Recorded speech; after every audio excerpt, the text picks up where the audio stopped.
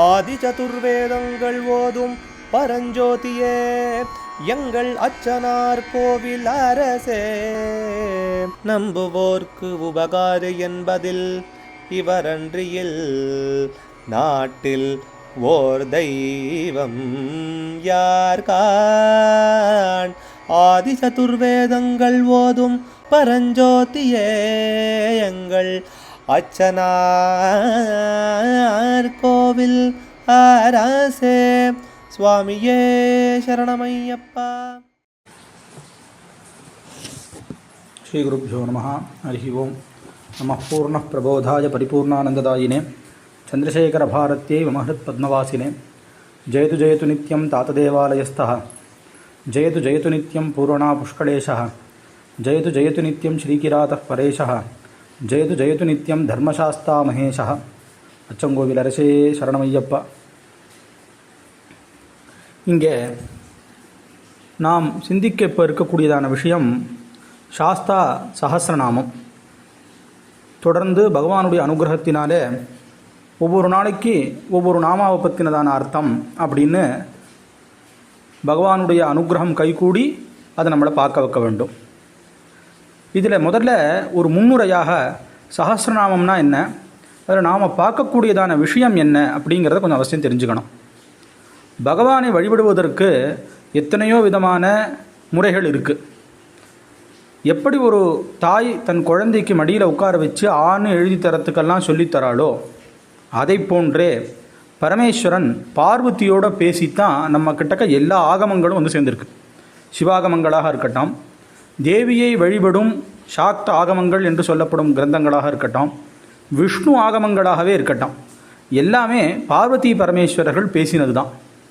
இதை திருவாச்சகத்தில் கூட சொல்லும்போது மன்னுமாமலை மகேந்திர மதனில் சொன்ன ஆகமம் அப்படின்னு கொண்டு போய் இருக்கிற காரணத்தினால பார்வதியோடு பகவான் பேசி பேசி நமக்கு இத்தனை விதமான சௌகரியமான விஷயங்கள் எல்லாத்தையும் கொடுத்துருக்கார். அதில் உபாசனை அப்படின்னா எப்படி ஒரு எண்ணெயானது விழ ஆரம்பித்தா எந்த இடத்துலையுமே நடுவில் இது இல்லாமல் தொடர்ந்து விழுகிறதோ அதை போல தன்னுடைய வழிபடு கடவுளை தான் பண்ணக்கூடிய ஆகாரம் மற்ற எல்லா விஷயங்களையும் நினைத்து உள்ளுக்குள்ளேயே வைத்து வழிபடுவதற்குத்தான் உபாசனைன்னு பேர். அந்த உபாசனையில் 5 அங்கம் முக்கியம் அப்படின்னு சொல்லி அதை பற்றின கிரந்தங்களே சொல்கிறது. அந்த 5 அங்கங்களில் கவச்சம், அந்த தெய்வத்தினுடைய கவச்சம் ரொம்ப முக்கியம் அந்த மந்திர சித்தியாகிறதுக்கு. அதுக்கு அடுத்து சஹஸ்ரநாமங்கிறது ரொம்ப முக்கியமாக இடம்பெறுறது. சஹஸ்ரநாமம் என்று சொல்லக்கூடியது 1000 நாமங்கள், பகவானுடைய 1000 திருப்பெயர்கள் அப்படின்னு சொல்லலாம். சரி, பகவானுக்கு வெறும் 1000 திருப்பெயர் தான் இருக்கான்னு கேட்டால் கண்டிப்பாக இல்லை. அவருக்கு அநேகமாக இருக்குது. பலவே ஆபரணம் பலவே பெயரும்னு இருக்கிறதாகவும் இருக்குது. அநேக நாமங்கள் நிறைந்தவராக இருக்கிறதுனால அவரை நம்ம கணக்கு இப்படின்னு சொல்ல முடியாது. ஷட் தர்க்க தூரஹா அப்படின்னு ஒரு நாமம் இருக்குது பிள்ளையாருக்கு சஹஸ்ரநாமத்தில். அதனால் யூகித்து அறிய முடியாதவர், ஆனால் பக்தியினால் எளிவந்த பிரானைன்னு சொல்லி எளிமையாக நம்ம கிட்டக்க வந்து இருக்கிறவர்னு இருக்குது. அதனால் பகவானுக்கு வெறும் 1000 நாமங்கள்ங்கிறது 1000ங்கிறது இங்கே அனந்தம்னு அர்த்தம், அதாவது கணக்கிட முடியாததுன்னு அர்த்தம்.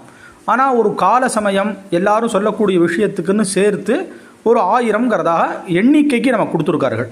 அதனால் பகவானுடைய குணங்களுக்கோ நாமங்களுக்கோ ஆபரணங்களுக்கோ அவர் சம்பந்தமான விஷயத்துக்கோ அளவே சொல்ல முடியாது.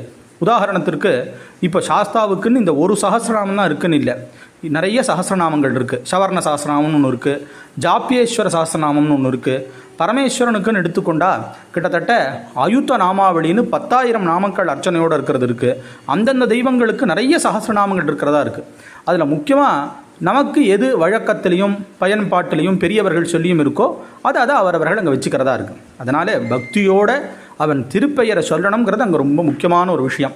நமஹா என்று சொல்லக்கூடியதான அந்த பதத்துக்கே எங்கிட்டக்க ஒன்றுமில்லை எல்லாம் உன்னோடது அப்படின்னு சொல்லக்கூடிய சரணாகதியினுடைய தத்துவத்தை காமிக்கக்கூடியதாக தான் அந்த நமஹாங்கிற சப்தம் அமைஞ்சிருக்கு. அப்படி இருக்கக்கூடியதானது ஒவ்வொரு நாமாக்கள் முடிவிலையும் நமஹான்னு வரும். அதில் பகவானுடைய பெயர் வரும். இதை வச்சு 1000 அர்ச்சனை, இதையே லக்ஷார்ச்சனை, கோட்டி அர்ச்சனை, இதெல்லாம் சஹஸ்ரநாமங்களை வைத்து பண்ணக்கூடியது தான். சஹஸ்ரநாமங்கள் மந்திரமயமாகவே பண்ணப்பட்டதாக இருக்குது. இதில் இருக்கிற ஒவ்வொரு நாமாவும் ஒவ்வொரு மந்திரம். அதனால தான் சஹஸ்ரநாமங்களுக்கு பாஷ்யம் பண்ண பெரியவர்கள், விஷ்ணு சஹஸ்ரநாமத்துக்கு ஆதிசங்கர பகவத்பாதர் முதற்கொண்டு நிறைய பெரியவர்கள் பாஷ்யம் பண்ணியிருக்கார்கள், அதாவது உரை எழுதியிருக்கிறார்கள். அதே போல் லலிதா சஹஸ்ரநாமத்துக்கு பாஸ்கரராயர் என்று சொல்லக்கூடிய பெரிய மகான் ஒரு அர்த்தம் எழுதியிருக்கார். இந்த அர்த்தங்களில் அந்த தெய்வத்தினுடைய வழிபாட்டு முறை, அந்த தெய்வம் வாசம் பண்ணக்கூடிய இடம், அதே மாதிரி அதனுடைய மந்திர விசேஷங்கள், இந்த சஹஸ்ரநாமத்துக்குள்ளே அந்த தெய்வத்தை பற்றினது எல்லாமே சேர்ந்துருக்கும். வரலாறு, அவர் யார் யார் அசுரர்கள் எல்லாம் வதம் பண்ணினார் அப்படிங்கிறது இருக்கும். மந்திரங்களும் சில இடங்களில் சேர்ந்துருக்கும். மந்திரத்தை மாத்திரம் வைத்து அந்த மந்திர எழுத்துக்களை கணக்கு கொண்டு ஒவ்வொரு இதுக்கு 20 நாமாங்கிற மாதிரி பிரிச்சியோ இல்லை இந்த சரித்திரங்களையும் உள்ளடக்கியோ திரிசத்தின்னு சொல்லக்கூடியது மந்திர எழுத்துக்கள் ஒவ்வொன்றத்தையும் வச்சு பண்ணக்கூடியது. அது ஒரு முறை அர்ச்சனையில். அது 300 நாமாக்கள் கொண்டது. அதுக்கடுத்து அஷ்டோத்திரம் சுலபமாக எல்லோரும் தினமும் வீட்டில் பண்ணக்கூடியதுக்கு பயன்படுறதா இருக்கக்கூடிய 108. பகவானை எப்படியும் வழிபடலாம், ஆனால் ஒரு கிரமமான ரீதிக்குள்ளே வழிபடணுங்கும் போது அங்கே ஒரு இதை பெரியவர்கள் நமக்கு நெறிமுறை ஏற்படுத்தி கொடுத்துருக்கார்கள். அதில் ரொம்ப முக்கியம், சமயமே இல்லை எனக்குன்னு சொன்னால் பகவானுக்கு 11 நாமாக்களை கூட அர்ச்சனை பண்ணலாம், சரணம் விழிச்சுடலாம். ஆனால் தினமும் பகவானுக்கு நாம் பண்ணி பார்க்குறதுக்கு ஒரு திருப்தி நமக்கு ஏற்படணுங்கிறதுக்காக 108 அஷ்டோத்திரம்ங்கிறது பொதுவாக எல்லா இடங்கள்லையும் இருக்குது.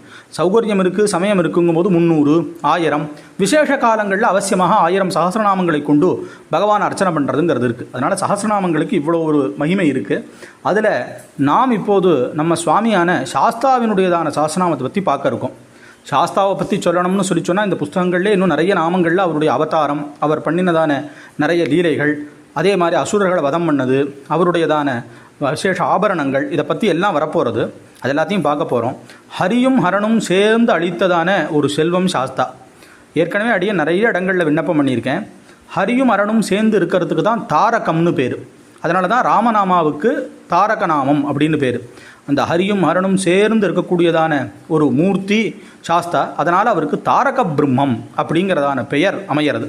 தாரகம்னு சொல்லி சொன்னால் தூக்கி விடுறவர்னு அர்த்தம். இந்த சம்சாரங்கிற கடலில் நாமெல்லாம் விழுந்திருக்கோம், நம்மளை மேலே தூக்கி விடுறார், துன்பக்கடல்லேருந்து மேலே தூக்கி விடுறார். அதனால் அவருக்கு தாரக பிரம்மம் அப்படிங்கிறதான பேர் புராணங்கள்லேயே சொல்லப்பட்டு தாரக பிரம்ம ரூபின்னே சாஸ்தாவை சொல்கிறதாக இருக்குது. அவர்கிட்ட இது ரெண்டும் சேர்ந்த ஒரு மூர்த்தியாக இருக்கிறதுனால எல்லாராலையும் ஆராதிக்கப்படக்கூடியவர். திருப்பி திருப்பி அடியன் ஒவ்வொரு இடங்கள்லையும் சொல்லக்கூடியதான ஒரு வார்த்தை, ஆதிசங்கர பகவத்பாதர்களின் அத்வைத்த தத்துவத்துக்கு ஒரு உருவம் என்றால் அது சாஸ்தாவை தவிர வேறு யாரும் இல்லை. ஏன்னா ரெண்டும் 2 கண்ணுன்னு சேர்ந்து இருக்கக்கூடியதான ஒரு மூர்த்தி, ஹரியும் மரணம் ஒன்று அப்படின்னு சேர்ந்து இருக்கக்கூடியதான மூர்த்தி சாஸ்தா. இவருக்கு வேதங்களில் சுவர்ணம் கர்மம் அப்படின்னு சொல்லக்கூடியதான ஒரு அணுவாக்கம் யஜுர்வேதத்தில், அதில் இவரை பற்றியே நிறைய பேசுறது. அதற்கப்புறம் தாத்தா விதாத்தா அப்படின்னு சொல்லக்கூடியதான ஒரு மந்திரம் இவரை பற்றி பேசுறது. ரிக்வேதத்தில் இமம் ஸ்தோமம் என்று சொல்லக்கூடிய ஆயுஷ் சூக்தத்துக்காக பயன்படுத்தக்கூடிய அக்னி பிரதிஷ்டைக்கு பயன்படுத்தக்கூடியதான ஒரு மந்திரம் சாஸ்தாவை பற்றி பேசுறது. புராணங்களில் ராமாயணம், பாரதம், இன்னும் எத்தனையோ சைவ புராணங்கள், எல்லா புராணங்கள்லேயும் சாஸ்தாவினுடையதான வரலாறை பற்றி பேசுறது. அது அந்தந்த இடங்களில் நம்ம பார்க்குறதா இருக்கும். அதனால் சாஸ்தா வேதமூர்த்தி, எல்லாராலையும் வழிபடப்பட மூர்த்தி, பிரத்யக்ஷமாக நின்று இருந்து பேசக்கூடிய மூர்த்தி. கலியில் கண்கண்ட தெய்வம் அப்படிங்கிறது சாஸ்தாவுக்குன்னே இருக்கக்கூடியதான ஒரு விசேஷமான ஒரு அமைப்பு. இந்த சாஸ்தாவை பற்றி அதற்கப்புறம் நிறைய இலக்கியங்களில் எல்லாத்துலேயும் சொல்லப்பட்டிருக்கு. அப்படியாப்பட்டதான சாஸ்தாவினுடைய சஹஸ்ரநாமம் சிவபுத்திராய நமஹ என்று ஆரம்பிக்கக்கூடியதான சஹஸ்ரநாமமாக இருக்கிறது தான் ஆதிகாலம் தொட்டு எல்லா பெரியவர்கள்னாலையும் பூஜையில் வழக்கத்தில் வைத்து கொண்டப்பட்ட ஒரு சஹஸ்ரநாமமாக இருக்குது. அந்த சஹஸ்ரநாமத்துக்கு தான் நாம் உரையவும் பகவானுடைய குணங்களையும் சிந்திக்க போகிறதாக இது அமையிறது. அதில் அந்த சஹஸ்ரநாமத்துக்கு ராஜகணேச தீட்சர் என்னும் பெரியார் சிதம்பரத்திலேருந்து அந்த காலத்தில் ஒரு அர்த்தம் எழுதியிருந்தார் சுருக்கமாக. அதற்கு அப்புறம் ஸ்ரீ சாஸ்தா கோபாலையர் அப்படின்னு பகவான் உத்தர நமக்கு கொடுத்து அவர் பண்ணின இந்த மகரஜோதி என்று சொல்லக்கூடிய இந்த புஸ்தகத்தை அடிப்படையாக வச்சுட்டு தான் நம்ம இந்த சஹஸ்ரநாமத்தை பார்க்க போகிறோம். இந்த ஒரு புஸ்தகம் அவசியம் எல்லாரும் படிக்க வேண்டியதான ஒரு புஸ்தகம். ஏன்னு கேட்டாக்கா, ஒரு உரைங்கிறது எப்படி அமையணும் அப்படின்னா தேவையான விஷயங்களை சொல்லணும், சுருக்க சொல்லணும், புரிய வைக்கிறதாக இருக்கணும், சந்தேகத்துக்கு இடமே இல்லாமல் இருக்கிறதா இருக்கணும். சந்தேகத்துக்கு 2 ரூபம் உண்டு, தப்பாக புரிஞ்சுக்கிறது, என்னன்னு தெரியாமல் இருக்கிறது.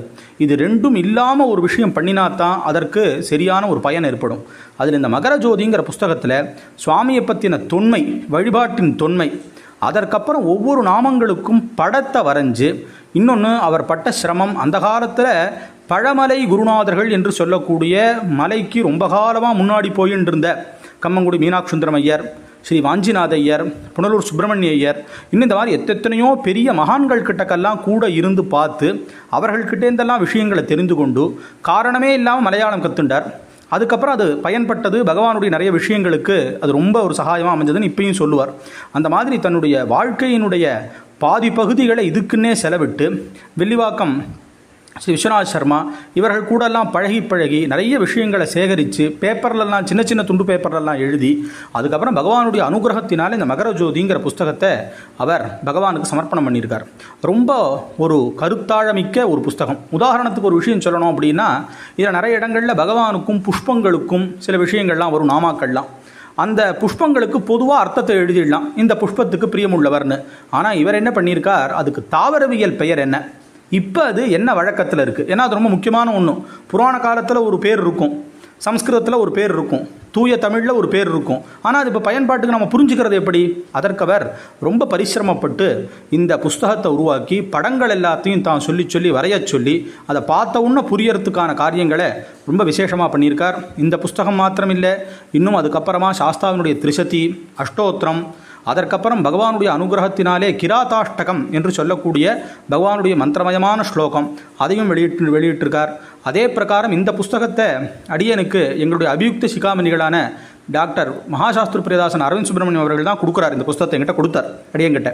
அப்போ இந்த புஸ்தகத்தில் படிச்சுட்டே இருக்கும்போது ஒரு இடத்துல சாஸ்தா கோபாலையர் சொல்கிறார், சுவாமி எங்கெங்கேயோ நிறைய இடங்களில் தமிழ்நாட்டில் எக்கச்சக்கமான ஐயனாருங்கிற பேரோடவும் சாஸ்தாங்கிற பேரோடையும் தென் மாவட்டங்கள் எல்லா இடத்துலையும் இருக்கார். இதெல்லாத்தையும் சேகரித்து ஒரு நூல் வெளியிடணும்னு அடியனுக்கு ஒரு ஆசை இருக்குன்னு எழுதியிருந்தார்.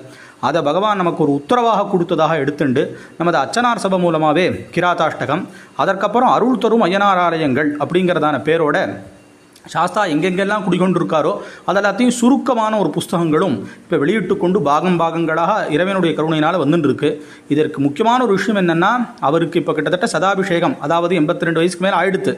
ஆனாலும் உடம்பில் தான் வயசானவரே ஒழிய மனதினால தானே சில கோயில்களுக்கு வண்டி வைத்து கொண்டு போய் அதனுடைய தகவல்கள் எல்லாத்தையும் சேகரித்து புஸ்தக விஷயங்கள்லையே இது பண்ணிட்டு இருக்கார். இது மாத்திரம் இல்லாமல் கணபதி சஹஸ்ரநாமம், லலிதா சஹஸ்ரநாமம், அதுக்கப்புறம் ரொம்ப விசேஷமாக இது பகவன் நாம சம்பிரதாயத்தில் இருக்கக்கூடியதான நாமதேவருடையதான விஷயங்கள் எல்லாத்தையும் தமிழில் எத்தனையோ பக்கம் மகாராஷ்டிர பாஷையிலேருந்து மாற்றி ஏகதேவருடைய விஷயத்தெல்லாம் போட்டது இவர்கிட்டே இருக்கக்கூடியதான ஒரு பெரிய சிறப்பு.